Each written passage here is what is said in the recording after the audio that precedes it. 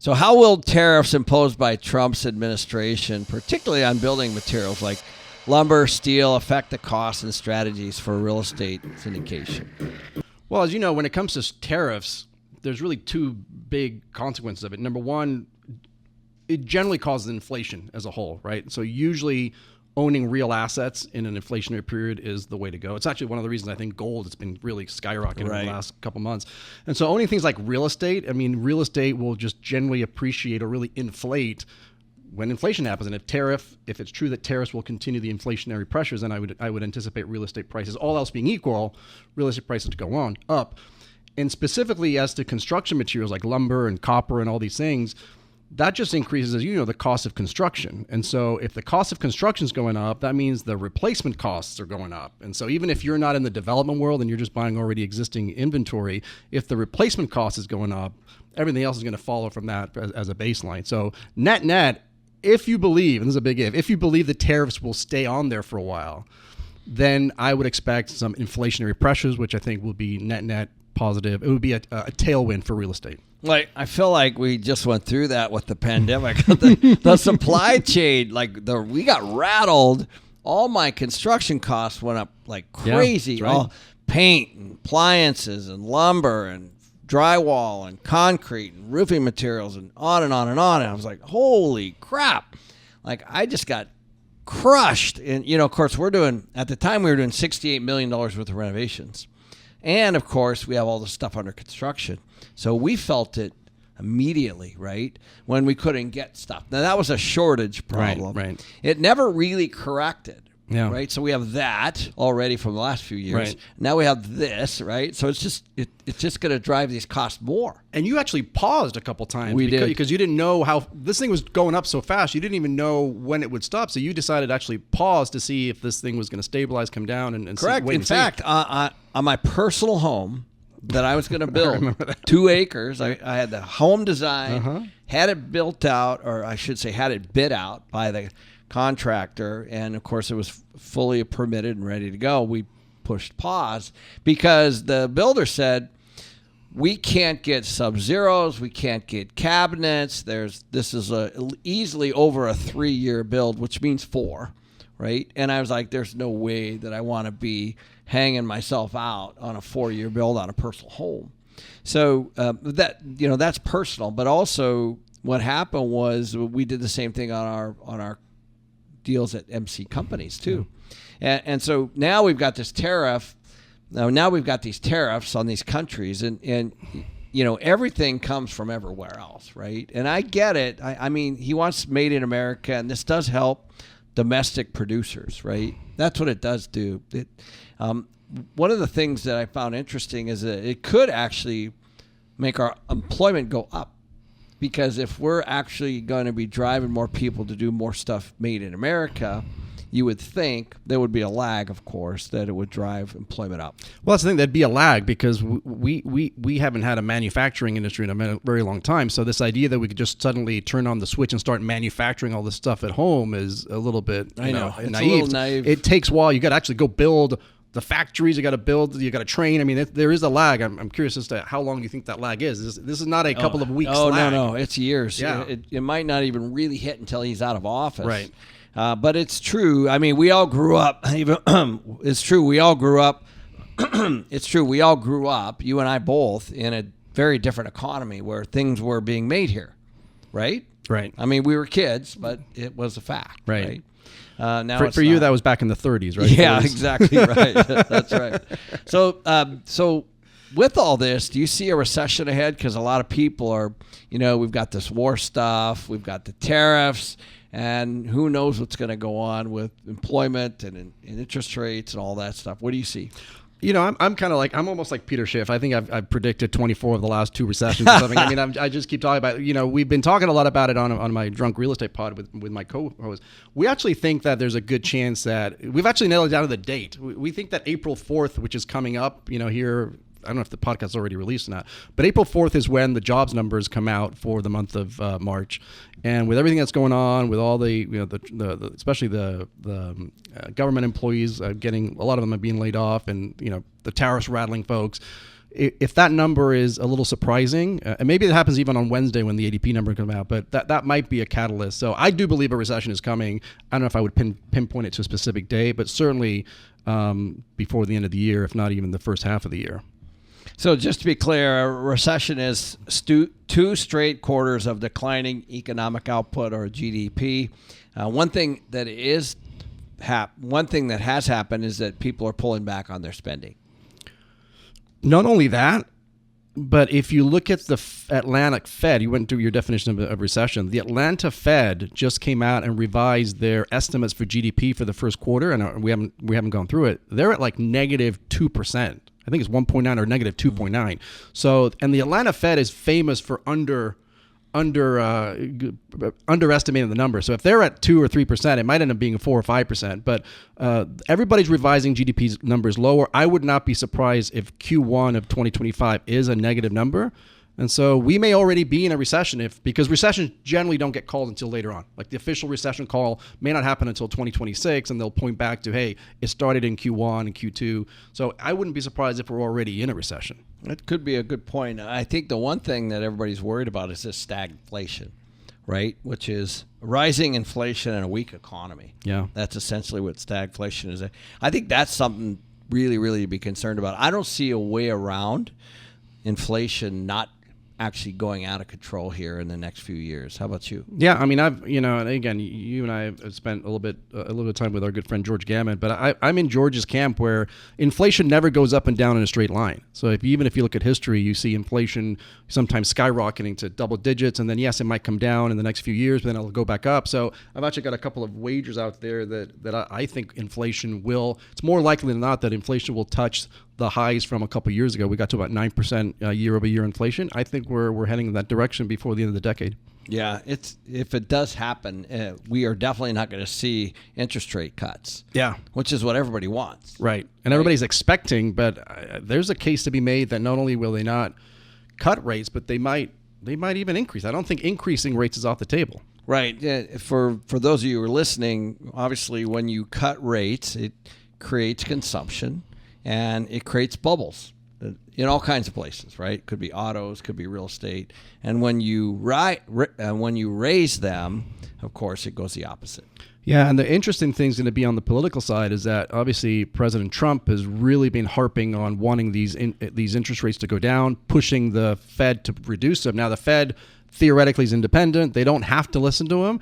But there's been many times over years where you've got this sort of confrontation, and sometimes the president wins and gets what he wants, and sometimes the Fed wins. And so it'll be interesting to see now whether Jerome Powell listens to him. Look, he didn't listen to him last time, so he wanted some stuff in his first term, and Powell basically said in a nice way, go pound sand. So be interesting to see, what Jerome Powell and there's going to be a lot of pressure on the Fed. I know, especially under Trump. So let's talk about, with all these things happening, with it being harder to raise money, which we all know this has happened. The syndicators they're exploring unconventional financing options, like crowdfunding, and they're bringing in, other LPs, even whittling down their GP.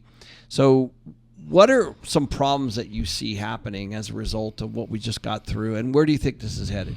Yeah, I've definitely seen it. I mean, obviously it's been much harder to raise capital over the last couple of years. Flashback to 2021, 2022. I mean, you could be a brand new syndicator. You could raise $1 million, $2 million, $5 million in your sleep. Everybody was just throwing money to dart. That's changed dramatically. So now LPs are a lot more concerned. They realize it's not an ATM machine. The payments aren't coming. And so people have turned into I have seen syndicators turn towards alternative capital raising strategies. One of them is the crowdfunding platforms. I've seen a lot of these not pop up, they've always been there, but more and more of the syndicators that I work with or know have been using those platforms to go raise capital. And, there's some pros and cons on the platforms. I'm not saying anything's wrong there. But the thing that really has been concerning me over the last couple of years is that because it's been harder to raise capital, there's been this incentive for syndicators to really bring in some capital raises, essentially. Bring in people who can promise to raise capital in exchange for a piece of their cut, the GP cut. And usually that's done in a very non-compliant way because generally you need a license to do that, and nobody's out there doing this with a license. So those are kind of my two concerns. The two things I've been noticing, trends that I'm noticing, and the concerns that I have because a lot of these are not compliant mechanisms.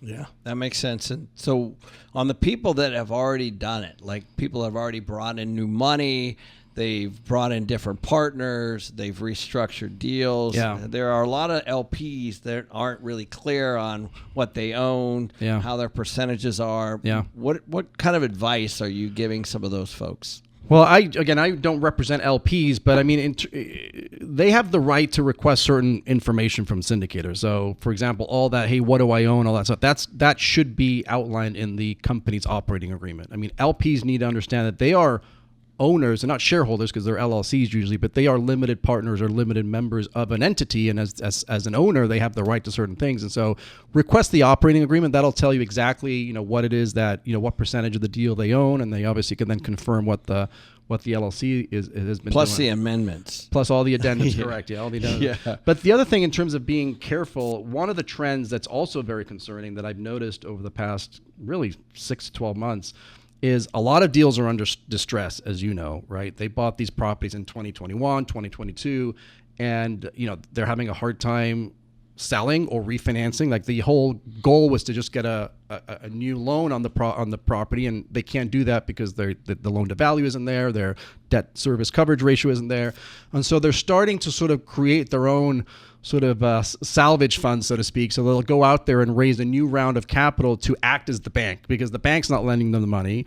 They can't sell it because if they sell it, they're going to sell it at a loss. And so they're going out there to basically raise fresh money from fresh investors to come in, usually in a priority position, so sort of like preferred equity, so that they would supersede the existing investors, but at least they're injecting some fresh capital.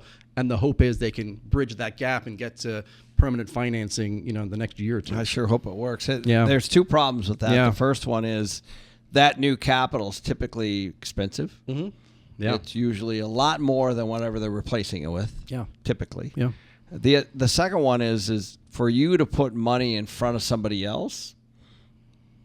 That means it squeezes down the people that are underneath. Oh yeah, that, for right? sure. And so you've got now new money in the capital stack that is actually diluting other people. Technically. Yeah, right? no, absolutely. And then the argument in favor of that is, look, let's be real. The LPs that are currently there, their equities, they just don't know it. It's already wiped out. Like the value of the properties declined more than the 20% or whatever that the loan to value is, maybe 30%. So if they were to sell it, the investors have already lost, if not all of their money, most of their money. So this is a chance for them to, continue with the business plan and maybe over the next couple of years grow the NOI, grow the value, so that maybe they come out with some of their money back or maybe a profit. Yep. But as it stands right now, if they were to get out, they'd have a complete. 100%. I completely agree. The point though is that they need to communicate that. Yeah, right. Because they're changing the deal with the original money. Right. No, absolutely. Yeah. So they've got to be very clear that, what's going on, and it's got to be, disclosed and everything like that. They're going to create a brand new PPM for the new investors. But yeah, that's definitely part of the disclosures and the communication that has to happen. So for raising money with syndication on crowdfunding, what legal considerations should they take into account? Because here's one of the things that I learned the other day. I had somebody come to me and they said, I'm putting together as a GP a fund. I said, oh, that's great. What are you buying? He's like, I'm investing into another GP. I said, well, wait a second. So you're raising money for another GP and you're the GP? So what's the terms and conditions of the GP? And so, by the way, the reason I bring this up, because this is a big one, because what's happened is clearly whatever deal, I won't mention which deal it is, but clearly that deal is having a tough time raising money. Yeah. So then it's gone out and found other people, and they're representing themselves as a fund, and they're investing in this deal. Really, it's like an LP. Mm-hmm. Yeah, for sure. But he's saying as a GP, and I said, dude, you're wrong. Right. Your deal might be a GP LP, but the reality is you're going to be subject to almost like an LP position up underneath that. Is that correct? Yeah, I mean, part of the problem is just the vernacular, right? We always talk about GP, LP, but really these are all limited liability companies. So we really have managers and members, right? So when you say GP, a lot of people get confused. They may think they're part of the management side of things, when in reality they just are the equity piece, the carried interest, so to speak, of that deal. So that's what I was trying to tell them. Yeah. I said, I go, you can't represent yourself as a GP because you are not managing. Yeah, you don't have control. Deal. Yeah. You don't have control of the deal. Yeah. You have control over the money that you're bringing into the deal, but really you're just one of the equity holders. And that's a trend that's happened. So we went from it was easy to raise money to, it's hard to raise money. Let me just bring in sort of co-GPs to help me with the capital raise, which is problematic.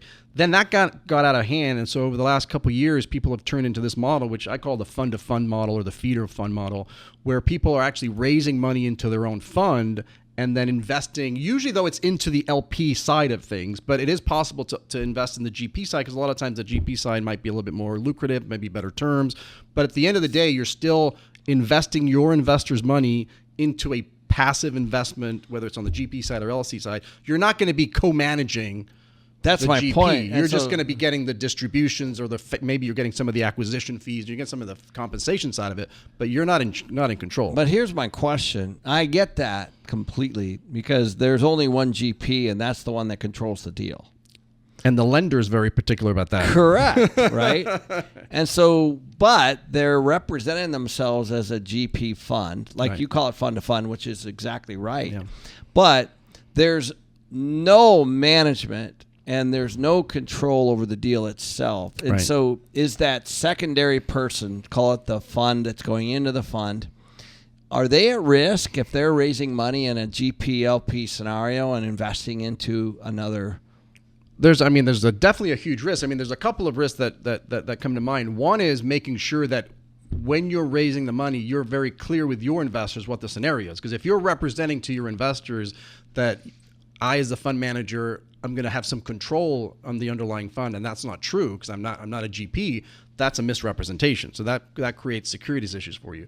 But if you're also just raising money and you're just making an investment into the fund, I mean, if the underlying fund goes under, you're going to lose your investment. And you're just a limited, whether it's a GP side or LP side, you are a passive investor in that, and your revenues from your fund are going to be the distributions that the underlying syndication is going to give you. If there's no distributions, there's no revenue for your fund. No, I get it. I'm just, once it moves out of the original deal into the second deal, which is the next fund, I guess. Yeah. Then there's additional fees taken. So you're really, your LP, as an LP, you'd be better off to invest in the primary fund. Theoretically, yes. I mean, one of the things I teach a lot is making sure that when you're in that fund-to-funds model, one of the things you should be able to do as the fund manager of that fund-to-fund model is negotiate better terms for your investors because you're coming in with $1 million check or $5 million check or $10 million check. So getting better terms from the underlying fund may result in your investors actually either getting better returns themselves or maybe just having a little bit of a say. Maybe there's a board of directors or something that they're a part of. So, but yeah, if that's not the case, then the investors might just be better off skipping the double fees because they are going to get double feed and just go directly into the underlying thing. That was kind of the point, yeah, depending on what the splits are, right? And then so that's why it kind of leads me to the last question, which is, what flags are you seeing, and should these LPs or should these investors, what should they be aware of when giving them money to a syndicator? What are some check things that they? I mean, the first check always is the due diligence on the sponsor. I mean, that to me, that's always been 90% of the game is because I'm an LP myself. You have to do your due diligence on the specific sponsor. Be comfortable with their track record, be comfortable that they know what they're doing, that it's not their first rodeo. And I think if you can take care of that, you're going to take care of a lot of the risks you're having. So that's for me is step one. Step two is making sure that whatever they're investing in aligns with what you want to do. Like if you're a cash flow investor and the person has a ground up development that's not going to throw cash for 3 or 4 years, that's just not a good alignment. Or maybe they're investing in California and you hate California. So an alignment piece is probably the second thing I would be looking at. And the last thing would be obviously the actual deal itself and making sure that, the returns are the risk adjusted returns, by the way. Let's talk about that a second, because a lot of times I see two different deals and they tell, hey, we're offering 20%. These other guys are only offering 13%. Oh, that's a really good point. Right? Yeah. And everybody thinks, that's everything is equal, but you've got to look at the risk adjusted returns, meaning what are the assumptions underlying the 20% return versus the 13% return? What are the underlying operators that those things? So just because one deal on paper reflects a better return than the other, when you adjust it for the risk, that's really what I think that's where a lot of LPs messed up the last time. They just saw the numbers, assumed everything was equal, and so I'd rather go with a higher return. And now they're finding out that 20% of zero is zero. Yeah, I know. And well, that's the thing. What I always tell people is, if you're going to take $1 out, what's the waterfall on that dollar? Right. Just follow that dollar all the way to the end. Yeah. Right. And, does it make it to you? And if so, right, how many times is it split up? Right. Even on a fund-to-fund model, it gets split up at the original GP. Yeah. And then it gets split up at the secondary one. Yeah. Right. Yeah. And even the fees. So the main syndication, meaning the underlying one, they'll charge an acquisition fee and asset management fees, for example, and then whatever the profits are, they'll get distributed to the fund of funds. And then at the fund of funds level, they're probably taking an asset management fee, they're taking an acquisition fee, and they're taking some split. So yeah, you got to be very aware of what's going on. And again, now are they crossing the line toward a traditional like broker dealer? A lot of times they are. That's one of the big landmines that people tend to fall into, is they don't realize that when they're raising money for other people, in this case, another fund, they cannot get compensated for the fact that they're raising the money. You can't get compensated to raise money for others. That you need a broker dealer license. So the way you have to justify that is you have to provide your investors real value at your fund level. So real value means, we talked about it, negotiating better terms, right? Being an expert in that asset class, so you're going to underwrite the deal, you're going to do all the work, you're going to do the due diligence, you're going to go down to the property, walk the property, because as the investor, I've got a W-2 job, I don't know how to do that, and so that's what you're getting paid for. If you're just a middleman or middle woman, and you're just a conduit, and you're just raising money into your fund and giving it to somebody, like if I just say, hey Kenny, you're raising a bunch of money to your deal, I've got the ability to go raise $5 million. I'm just going to go raise $5 million and give it to you.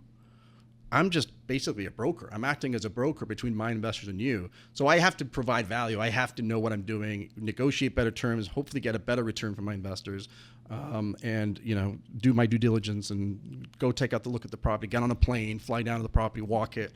You got to add independent value. Otherwise, you run the risk of just being an unlicensed broker. Right. Now, so the very last thing, we know that a lot of syndication. So the very last thing is, we know there's a lot of syndications that are underwater, and we don't have to go into all the reasons, but what do you see the banks doing right now? In my conversations with the lenders, the banks are not in a huge rush and haven't been in a huge rush to take over some of these properties, especially if they're not in terrible shape. I mean, obviously, if they're not making the loan payments and they're completely underwater, they're taking them back. But they're really, from what I've heard, they're really going out of their way to try and work with the special operator. They're kind of kicking the can down the road. This was like a couple years ago they started doing this. Everybody thought that, hey, by 2025, which we're here already, we would have cleared all of that, stay alive to 25. Well, that wasn't the case. It was survive till 25, and now the new motto I'm hearing is persist until 26, because the lenders are still, they're just processing those bad loans slowly and trying to give modifying loans. Sometimes they're taking what's owed and tacking it onto the end of the loan, so they're modifying loan. They're really trying to do everything they can not to take the properties down.